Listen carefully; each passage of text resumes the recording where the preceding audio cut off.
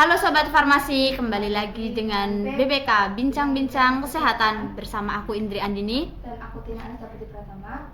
Di episode kali ini kita bakalan ngobrol seru nih dengan tema tentang kunci sukses mahasiswa aktif, efektivitas, manajemen waktu antara kuliah dan organisasi. Bersama narasumber kita, beliau aktif di berbagai kegiatan dan pernah menjabat sebagai Ketua Himajiva tahun 2022. Pasti banyak pengalaman dan tips berharga yang bisa kita pelajari sebelum kita masuk ke pembahasan. Boleh dong kenalin diri Mbak? Oke, sebelumnya perkenalkan, nama saya Rizka Evi Ulfiani, saya biasa dipanggil Rizka.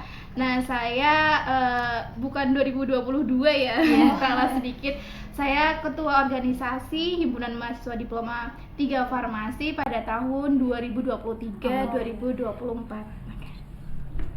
Nah, setelah tahu sedikit tentang Kak Risla, pesan Kak Risla, sekarang kita bakal lebih dalam tentang bagaimana sih cara Kak Risla menyeimbangkan antara kuliah, tugas, dan tanggung jawab organisasi. Langsung aja ya Kak ke pertanyaan pertama.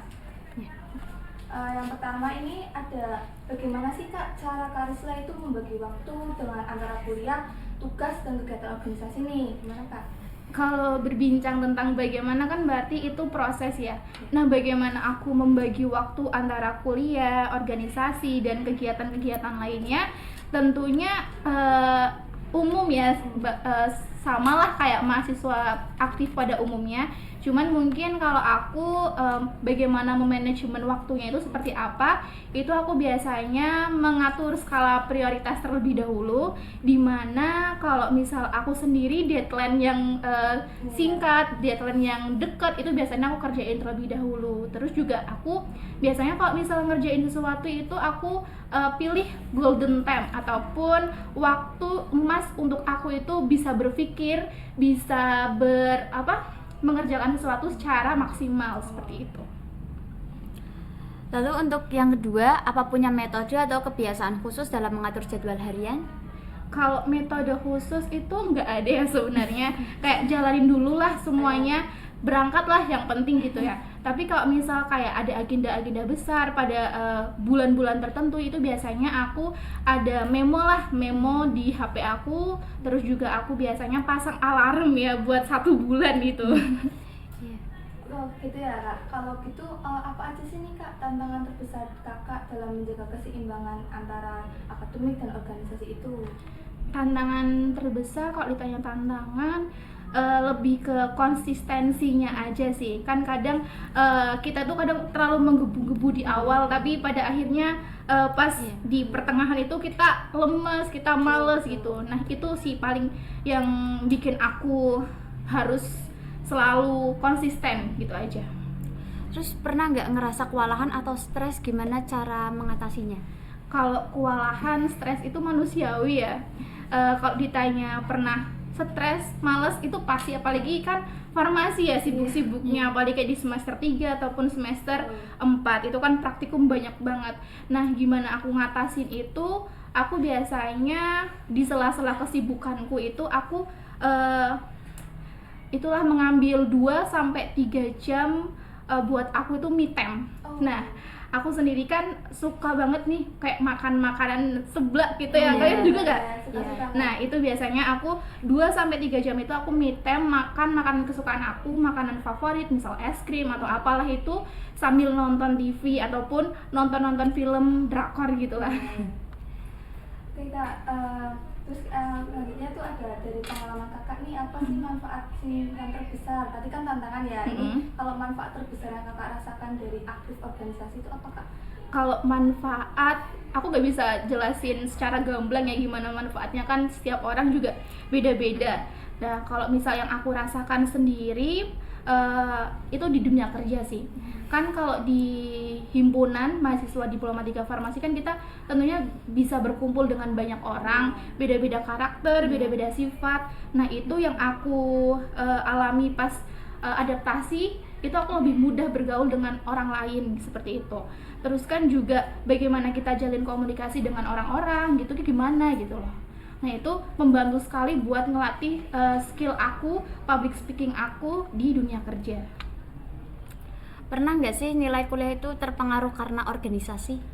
terpengaruh yang gimana nih? Yang buruk apa yang baik nih? Mungkin kayak turun drastis Iya. atau gimana, naik turun gitu kan.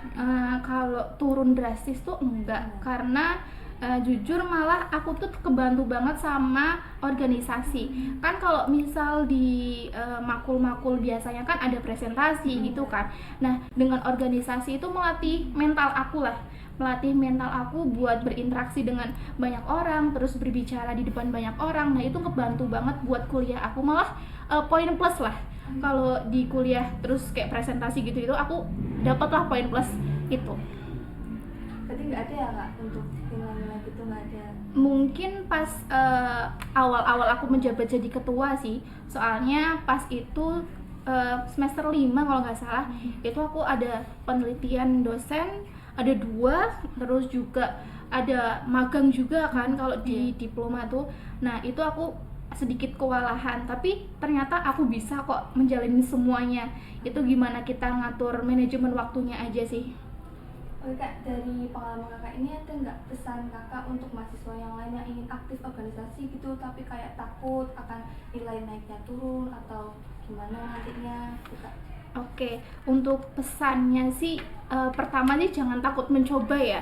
Kita nggak tahu seberapa besar potensi kita buat suatu hal tanpa kita tuh terjun langsung ke tempatnya, ke lapangan, kita tuh nggak bakal tahu gitu loh. Nah, untuk mahasiswa baru nih terutama saran saya tuh gali-galilah semua bakat-bakat kalian di himpunan, terutama kan kita bisa berkumpul dengan banyak orang. Nah itu kita bisa jadi wadah untuk berkembang bareng-bareng gitu loh.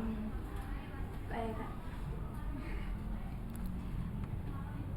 Wah, luar biasa banget ya Kak, Sobat Coaching. Banyak banget nih pelajaran yang kita bisa ambil dari pengalaman Kak Rizka nih. Mulai dari pentingnya manajemen waktu, menjaga prioritas, sampai gimana sih caranya tetap semangat meskipun organisasi atau aktivitasnya padat. Oke Kak, terima kasih banyak Kak Rizka yang udah meluangkan waktu banget nih buat kita berbagi cerita tentang motivasi. Dan Sobat Coaching juga jangan lupa pantengin terus episode berikutnya yang pastinya banyak yang nggak kalah seru menarik. Semoga obrolan hari ini bisa jadi inspirasi buat teman-teman semua yang lagi berjuang menyeimbangkan kuliah dan organisasi.